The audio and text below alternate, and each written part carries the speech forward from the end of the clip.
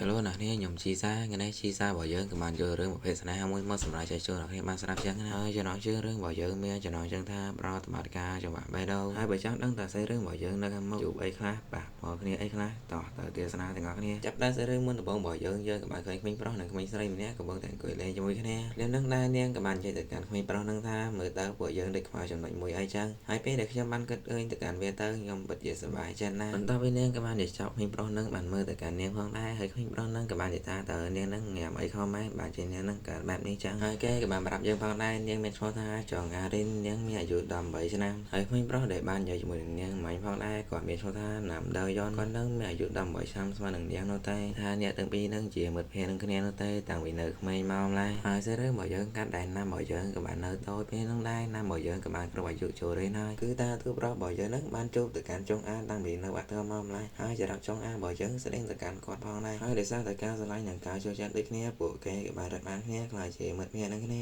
រឿងរបស់យើងកាន់មកខាងបងណាយចុងអានរបស់យើងក៏បានដល់សភៅមួយយកមកអានហើយគណៈពេលនាងកំពុងតែអានផងដែរនាងក៏បានសួរទៅកាន់ណាំថាតើណាំនឹងកំពុងតែអានអីគេណាំក៏បានប្រាប់ថាគាត់នឹងអានមេរៀនជីវៈអូមើលទៅកាន់វាទៅប្រហែលជាវានឹងមានរសជាតិហើយជាសត្វឃុំនឹងទៅបើលំអផ្កាចឹងហើយរឿងរបស់យើងក៏ដែលពួកគេក៏បានធំហើយចុងអានក៏បានសួរទៅកាន់ណាំថាតើខ្ញុំនឹងអាចដើរលេងជាមួយនឹងអ្នកបានដែរទេហើយណាំក៏បាននិយាយថាតើពីរអ្នកមែនទេហើយគេក៏បានប្រាប់យើងផងដែរអ្នកទាំងពីរនឹងដើរទៅណាមកណាដើរដែរជាមួយគ្នានោះទៅហើយអ្នកទាំងពីរក៏មិនគិតពីរឿងអត់ប្រយោជន៍ផងដែរអ្នកទាំងពីរនឹងប្រឡងបានបន្ទូលល្អៗរៀងៗខ្លួនចឹងណាំក៏បានគិតផងដែរគាត់នឹងបានប្រឡងបានបន្ទូលនឹង87បន្ទូលហើយតែមិញហ្នឹងនាងកំពុងតែនិយាយពីគេគាត់នឹងមិនយល់នោះទេហើយគេក៏បានលើកយើងដែលចង់អានហ្នឹងបាននិយាយការលើកមុនថាតើពួកយើងទាំងពីរហ្នឹងមិនខ្វះការរំភើបមែនទេបានជាបេះដូងយើងទាំងពីរហ្នឹងមិនសូវលូតញាប់នោះទេហើយពេលដែលអ្នកទាំងពីរបញ្ចប់ការសិក្សាហ្នឹងដែរអ្នកទាំងពីរហ្នឹងចូលចិត្តដើរទៅទៀតតែពីរនាក់នោះទេសម្បីតែការធ្វើលំហាត់ឬទៅមើលកូនអីហ្នឹងខ្វះម្នាក់ហ្នឹងអត់បាននោះទេស្អិតគ្នាល្មូនហ្មងពេលហ្នឹងដែរចង់អានក៏បាននិយាយថាចរិតពួកយើងមិនផ្លាស់ប្ដូរនោះទេ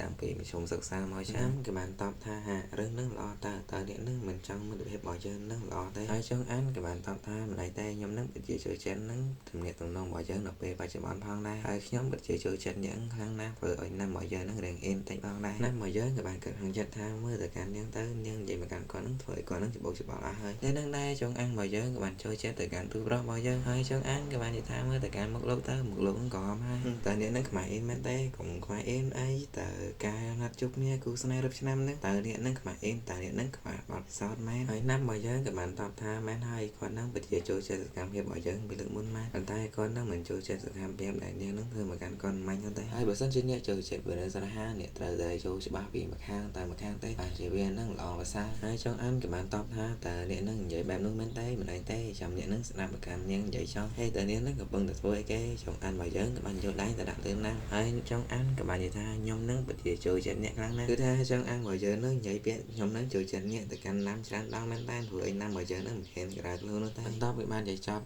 ណាំរបស់យើងក៏បានអត់ទឹកមកចោលចូលអានរបស់យើងបានសួរទៅកាន់ណាំថាមិនគួរណាំរបស់យើងនឹងអត់ទឹកមកចោលអៀនមែនណាំរបស់យើងក៏បានតបថាគាត់នឹងយល់ហើយកុំធ្វើរឿងនឹងទេអីយ៉ាងនឹងដែរចង់អានក៏បាននិយាយទៅកាន់ទូប្រុសថាមិនឯទេខ្ញុំនឹងបញ្ចូលទៅកាន់អ្នកពីចំណុចធំៗឲ្យអ្នកនឹងយល់ពីរឿងស្នេហាច្បាស់បន្តិចមុនដំបូងអ្នកនឹងត្រូវយល់ពីរឿងស្នេហាឬអ្នកចូលចិត្តគេហើយវាមានចំហខុសឆ្គងនិងចំណុចត្រូវផងដែរទីពីរបើសិនជាអ្នកនឹងផ្ដល់ការស្រឡាញ់ទៅកាន់ពួកគេប្រហែលជាពួកគេនឹងចូលចិត្តមកកាន់អ្នកផងដែរហើយទំនាក់ទំនងអ្នកទាំងពីរក៏រៀងល្អប្រសើរផងដែរតើអ្នកនឹងយល់ទេណាំបើយើងក៏បានតបថាតើអ្នកនឹងចូលចិត្តសកម្មភាពបែបនេះតើវានឹងគ្រប់គ្រាន់ដែរទេមិនអីទេខ្ញុំពិតជាចូលចិត្តសកម្មភាពនៅពេលបច្ចុប្បន្ននឹងខ្លះហើយតើលោកនឹងមិនយករឿងកំ pl ែងមកលេងសើចជាមួយនឹងខ្ញុំទេហើយកុំឲ្យលោកនឹងយករឿងកំ pl ែងមកអានទៀតអីវានឹងមិនសប្បាយនោះទេហើយការចង់ឃើញចង់លឺវាមិនល្អនោះទេ